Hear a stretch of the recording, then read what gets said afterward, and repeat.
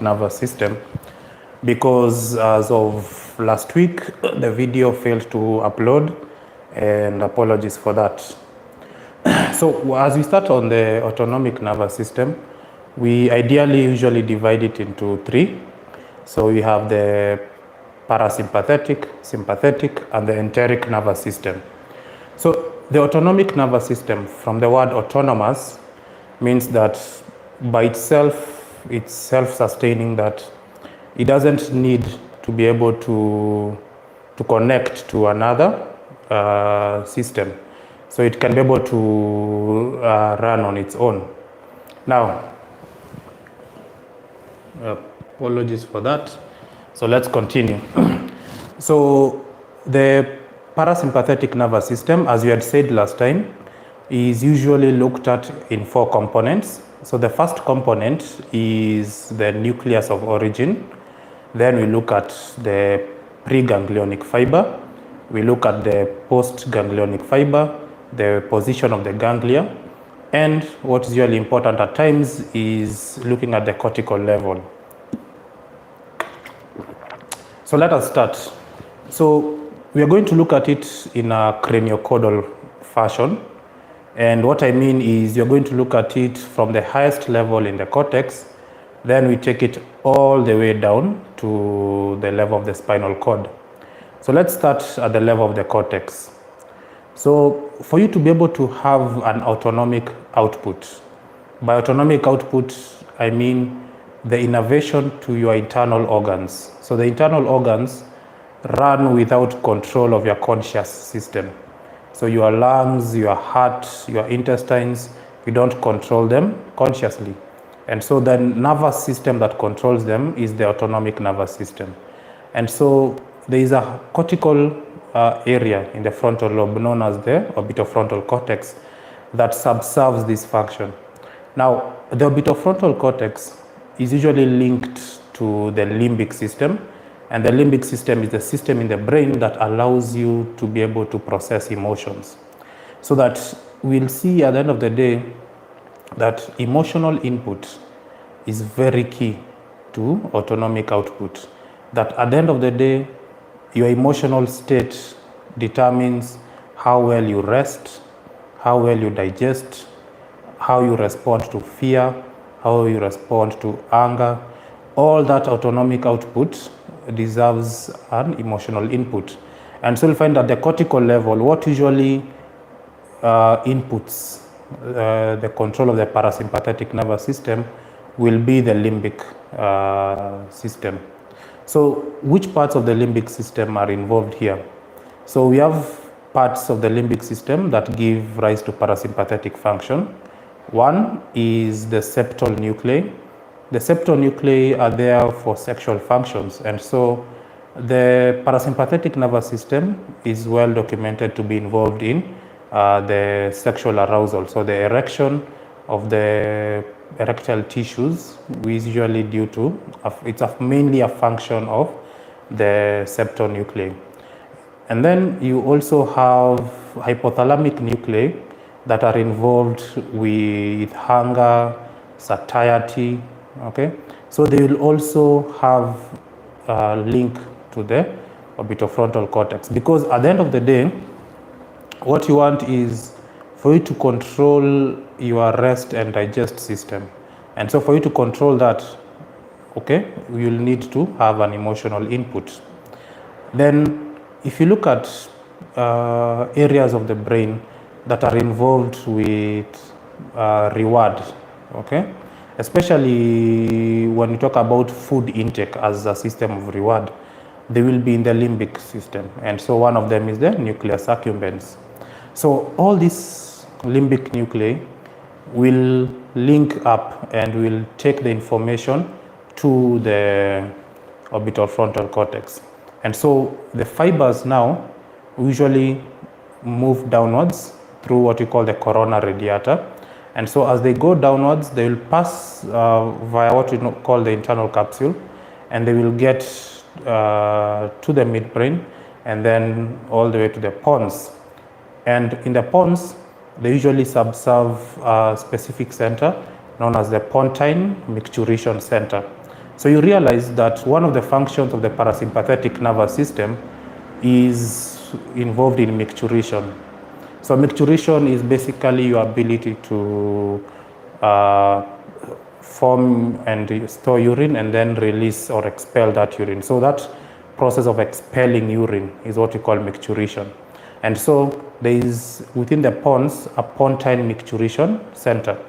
And the parasympathetic nervous system is known as the system of emptying. So it allows you to empty the urinary bladder. And so it usually gets control, or it also gets to connect with the pontine micturition center.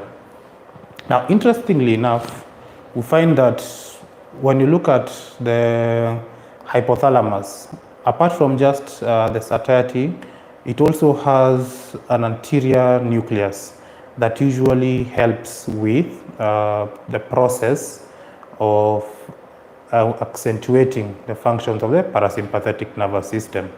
And so these fibers will go down through the brainstem. So the midbrain, they'll pass through the pons and the medulla. Now, within those regions, they are going to subserve very specific functions. And those functions will depend on the nuclei of interest. So which are the nuclei within the brainstem that are subserved by this downward projecting system? So one, within the midbrain, you have what we call the Edinger-Westphal nucleus.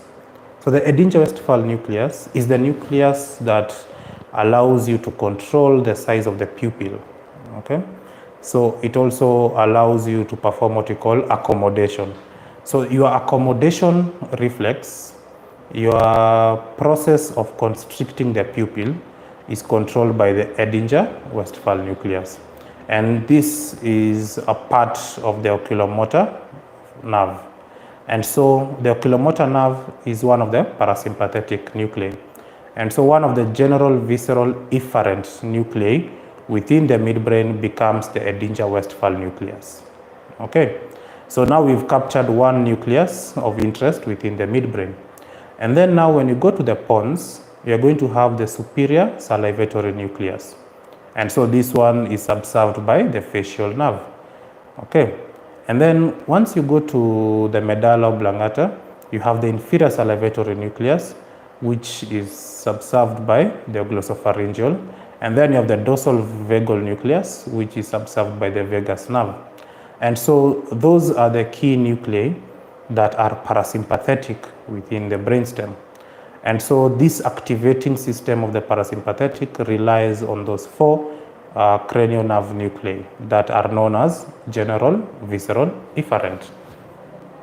Okay, so up to there, we've gotten cortical input. We've now looked at bulbar input at the level of the brainstem. So now let us go to the spinal cord. So at the level of the spinal cord, what we find is the Onaf's nucleus, and this is the one that now subserves parasympathetic function to the external genitalia and also helps with the function of micturition also. And so this will be through the pudendal nerve. And so we've gotten now our inputs to this parasympathetic nervous system. Then now let's follow these preganglionic fibers. So the Edinger-Westphal nucleus, the fibers from the midbrain, they will run with the oculomotor nerve. And so they're going to branch out from the oculomotor so that they can go to the constrictor pupillae muscle. So just close to the constrictor pupillae muscle, you usually have the ganglia of interest, and this is known as the ciliary ganglion. So the ciliary ganglion is the ganglion of interest to the constrictor pupillae. And then the postganglionic fibers, as we said last time, are going to be short fibers from the ciliary ganglion to the constrictor pupillae. And so you'll find that constriction of the pupil then will be a parasympathetic function subserved by the oculomotor. Then now we move to the pons, and here we have the superior salivatory nucleus. Of interest is the fact that the superior salivatory nucleus has two components.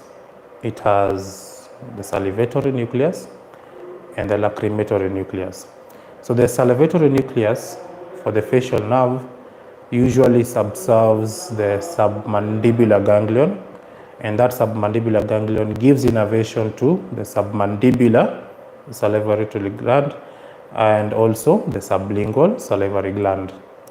And you also have the lacrimatory nucleus, which now subserves the pterygopalatine ganglion to go to the lacrimal gland for production of tears. And so we see that facial nerve will have two functions that are parasympathetic. One is salivatory, then other one is lacrimatory.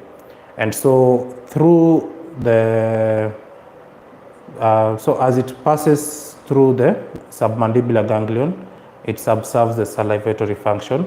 As it passes through the pterygopalatine ganglion, it subserves the lacrimatory function.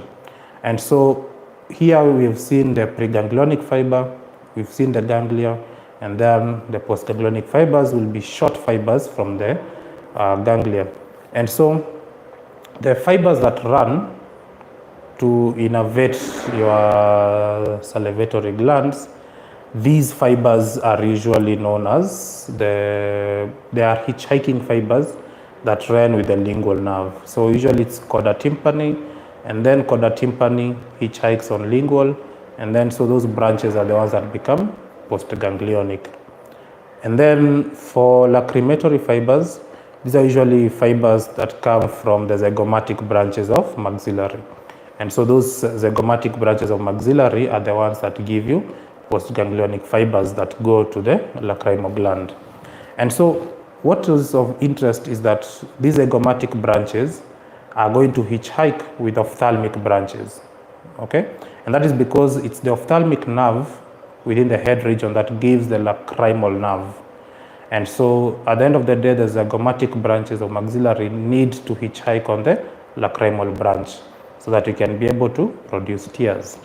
And so we see that facial nerve is key in those two aspects. And then now we go to the medulla oblongata. So here we mentioned two nuclei.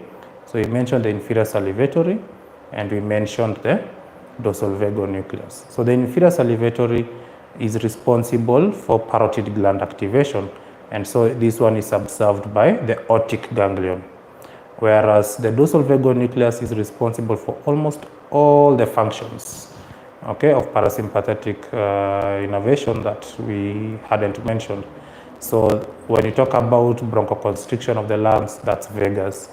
Reduction of heart rate, that is vagus. Increasing peristalsis, that is vagus. And this is because vagus is one of the longest cranial nerves. And so it passes through, from the head, it passes through the neck, it goes into the thorax. So it usually passes via the posterior mediastinum, and then it gives branches to the organs within the chest. And so these are the lungs, of course the heart, and then you also have the esophagus and the trachea. And then it goes to the abdomen. So it gives branches, the small gut, so that is the duodenum, jejunum, ileum. So the stomach and also the large gut, they all get innervation from the vagus. So that is from the large gut, we're talking about the cecum, appendix, we're talking about the ascending colon, and almost the right 2/3 of the transverse colon. All that gets innervation by vagus. And so you can see that vagus now carries the extent of the parasympathetic distribution. Now the key concept to remember is that the ganglia of the parasympathetic nervous system tend to be close to the target organ. That means if it's going to innervate the colon, that's going to use a ganglion that is very close to the colon. If you're going to innervate the heart, it's going to have a cardiac ganglion that is very close to the heart. And so that's the main principle to remember. Okay, so we've looked at the cortical input, we've looked at the bulbar input, we've looked at the spinal cord input, we've looked at the preganglionic fibers. And so now the most important thing here will be the receptors of interest once we get to your organ. So last time we mentioned that the receptors of interest are two, muscarinic receptors and nicotinic receptors. And so the muscarinic receptors are usually distributed like this. So M1 is more cranial, M2 is closer to the thorax, and then M3 is more abdominal. And so you'll find that most M2 fibers will be thoracic, most M1 fibers will be cranial, most M3 fibers will be abdominal. And that's a simple way to remember how they are organized. Though this is not an absolute rule. Sometimes you can get a few M2 in the cranial, a few M1 in the abdomen, but principally the majority of the M1 fibers are cranial, majority of M3 fibers are caudal. And so the muscarinic fibers subserve almost every parasympathetic output except constriction of the pupils and skeletal muscle contraction, because those two are a preserve of the nicotinic receptors. Now, this brings us to our clinical relevance, which is, as we mentioned last time, organophosphate poisoning. Okay, so in organophosphate poisoning, what happens? You have a patient, okay, who presents to you with excessive lacrimation, which you said is a parasympathetic function, excessive salivation, which is still a parasympathetic function. And remember, we mentioned those two are via the facial nerve. Very important to remember. 2, this patient has diarrhea, which we said will be a function of vagus, increasing vagal stimulation. Okay, so clearly, once you see excess fluid output in a patient, lacrimation, salivation, diarrhea, the first thing you usually think about is organophosphate poisoning. Then this patient, once you listen to the chest, you get they have a very wet chest, okay? So what we call bronchorrhea, okay? So that means when you have a very wet chest, it means there's a lot of fluid being produced within the chest and a lot of bronchoconstriction. That is still a vagus function in the lungs, okay? And so you make a diagnosis of organophosphate poisoning. So what's the basis for this? In organophosphate poisoning, what usually happens is the organophosphate binds to the enzyme that breaks down acetylcholine, the neurotransmitter of the parasympathetic nervous system. So when it binds to it, what usually happens is you cannot break down acetylcholine, and so you have excessive stimulation of your parasympathetic nervous system. And so the way you manage it is you can give what you call pralidoxin to be able to prevent that covalent bonding, okay? But the main antidote we give is atropine, okay? Because pralidoxin only works within the first 6 hours before what we call aging has occurred. So as you're giving atropine, the main principle you need to remember is that atropine is a muscarinic antagonist. That means it only works at the muscarinic receptors. And that's a very important concept because you're not going to work on the nicotinic receptors. So you're not going to work on the constrictor pupilla, you're not going to work on skeletal muscle. And so that means that this patient, as you are observing them, your main clinical symptoms that you're looking for in terms of improvement on atropine will be everything except constriction of the pupil and skeletal muscle contraction.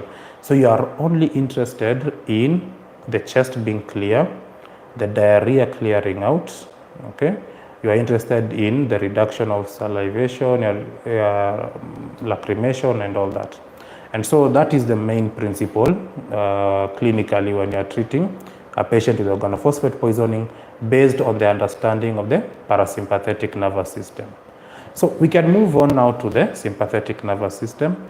If there's a question before we move on, you can ask on the chat box below.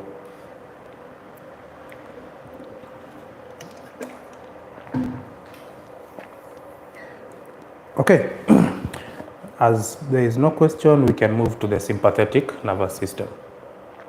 Now, the sympathetic nervous system is organized differently from the parasympathetic. How so? One, you have the ganglia being very close to the cell of origin for the sympathetic fibers. And that means you're going to have short preganglionic fibers and very long postganglionic fiber. That's a very key difference. Secondly, the type of receptors, okay, will be different, and also the kind of manifestation.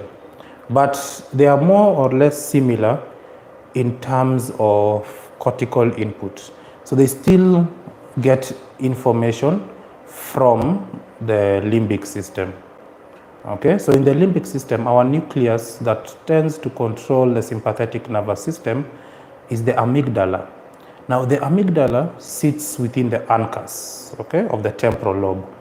And so if you look at it anatomically, it's at the tail end of the caudate. And so sometimes you'll see books considering it as a part of the basal ganglia, but functionally it's part of the limbic system. So the amygdala as an evolutionary imperative in terms of avoidance of predators, it's very important because it subserves fear and anger. So it's known as the fear and anger center of the brain. Because if you want to avoid predators, if you want to make sure that you're able to survive aggression, then you need the amygdala, okay? So take an example, okay? So two Homo habilis, okay, are out there hunting. They hear a very loud roar, okay? So the one who runs away survives. That's fear. The one who stays behind to fight will most probably die, okay? He'll be mauled by the lion. And so you'll find that the one who got afraid and ran will most likely be alive to propagate the species. And so you find that fear is a very important motivator in terms of survival of species. And that is why the autonomic nervous system is such a preserved system, because it allows the survival of species.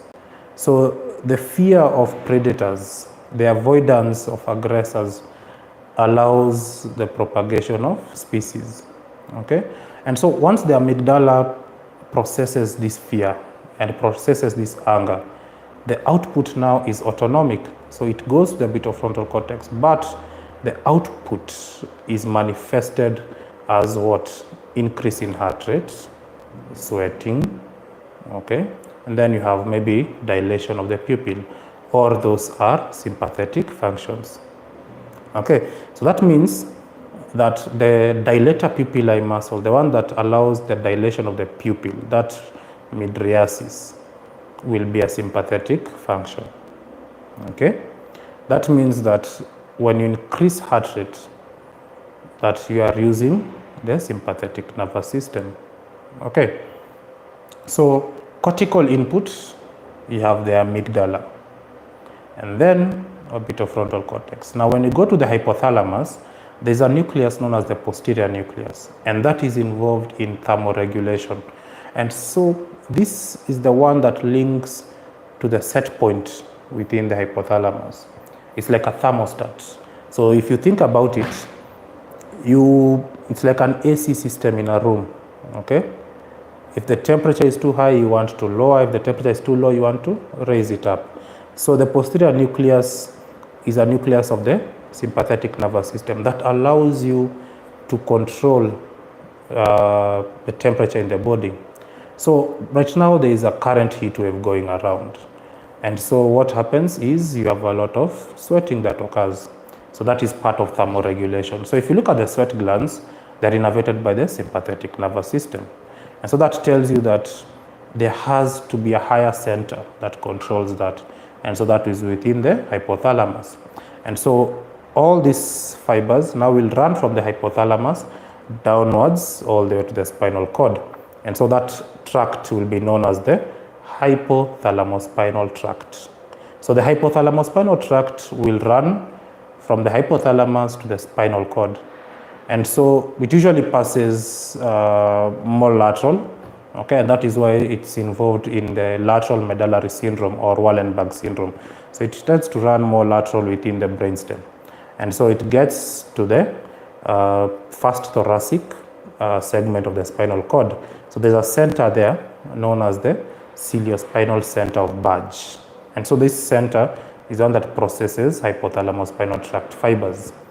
Now, from there, you have the organization of this lateral horn of the thoracic part of the spinal cord to give you the fibers of the sympathetic nervous system. So how do they exit the spinal cord? Because they run all the way from T1 to L2. How do they exit? So you have the lateral horn. The fibers come out through the anterior horn. And so they tend to run with the motor root of the spinal nerve. And so as they exit through the intervertebral foramina, they find the paravertebral ganglion there. And so the paravertebral ganglion that runs from T1 to L2 will subserve what we call the white rami communicantes. And these are the preganglionic fibers of the sympathetic nervous system. Okay, and so once they get to the ganglion, there are many options. So they can either go through to the ganglia above or the ganglia below.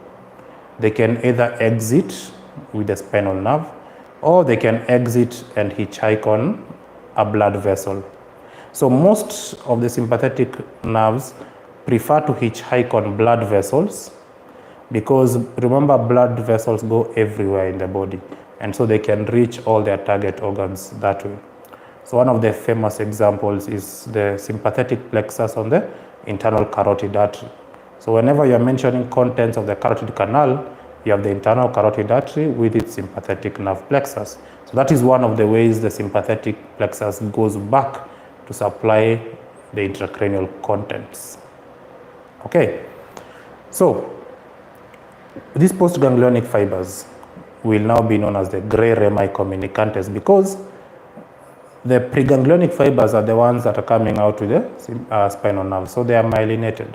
The postganglionic fibers are not myelinated. They can also form plexuses, and this is most commonly found within the abdomen. Okay, so they go and form plexuses, and then they can run through blood vessels from the plexus. Now, these sympathetic nerves have various target organs, so they can target the dilator pupillae. They can target blood vessels for vasoconstriction, sweat glands. So when they innervate sweat glands, we call that pseudiferous innervation. Okay, so that's when they target sweat glands. Then when they target blood vessels, we call that vasomotor innervation. So they do all that, and then they also target the lungs, and they cause bronchodilation. They go and target the heart and cause an increase in heart rate and an increase in the force of contraction of the heart. They're going to target the abdomen, so they'll tend to reduce peristalsis. They will target the urinary bladder, and so they will perform the opposite of parasympathetic. Remember, we said the parasympathetic allows you to empty. That's why it's connected to the pontine micturition center. So now the sympathetic nerve is known as the nerve of filling. So it allows the urinary bladder to fill up with blood. So what it does is it causes the internal sphincter to close and allows relaxation of the muscle. And so that now, if you've closed the outlet of the bladder and you've relaxed the muscle, so you have a lot of space to fill. So the parasympathetic does the opposite. It allows the opening of the sphincter and contraction of the bladder wall. I hope that makes sense. And so the parasympathetic nerve will be known as the nerve of emptying, and the sympathetic nerve will be the nerve of filling. And so when you get to sexual functions, you'll find that the sympathetic nerve will be known as the nerve of ejaculation. So the nerve of arousal is parasympathetic, and the nerve of ejaculation will be the sympathetic nerve. And so it usually allows that final contraction that causes expulsion of semen, via the urethra. So what are the clinical aspects? One of the most famous syndromes that affect the sympathetic nervous system is known as Horner's syndrome. So in Horner's syndrome, what happens is you have a blockage of the hypothalamus spinal tract as it passes through. And so if you have a blockage of the hypothalamus spinal tract, you're going to get so many things. One, you get constriction of the pupil, because we said the main function of the sympathetic nervous system is to cause dilation. So the opposite will be happening. So you'll have an opposed parasympathetic function within the iris. Then the other thing is flushing, okay, of the face. So by flushing, what I mean is the blood vessels that supply the face, they're not getting any vasoconstriction from the sympathetic nervous system. And so they get to dilate. And so as they dilate, you get facial flushing. The sweat glands, we said, are innervated by sympathetic nervous system. And so if you're going to block the sympathetic nervous system, then clearly you're going to have a reduction in sweating, and so you have a drying of the face. And so you get anhidrosis of the face. Then the last one is called partial ptosis. So ptosis is drooping of the upper eyelid. And so the upper eyelid has two components of one muscle that allows you to lift it up. It's called the levator palpebrae superioris. Levator for elevation, palpebrae refers to the eyelid, okay, and superioris, superior, so the superior eyelid. So what happens is you get your sympathetic nerve to innervate the smooth muscle part, and the skeletal muscle part is the oculomotor nerve. And so if you have a blockage of the sympathetic, the skeletal part is still functioning. And so the drooping of the eye is partial and not complete. And so those four things form what we call the Horner's syndrome. Okay, good. So unless there is any question, we are done with the autonomic nervous system, and then we'll come for the second part as we review the osteology of the bones of the lower limb and those of the upper limb with their clinical aspects. Okay, thank you.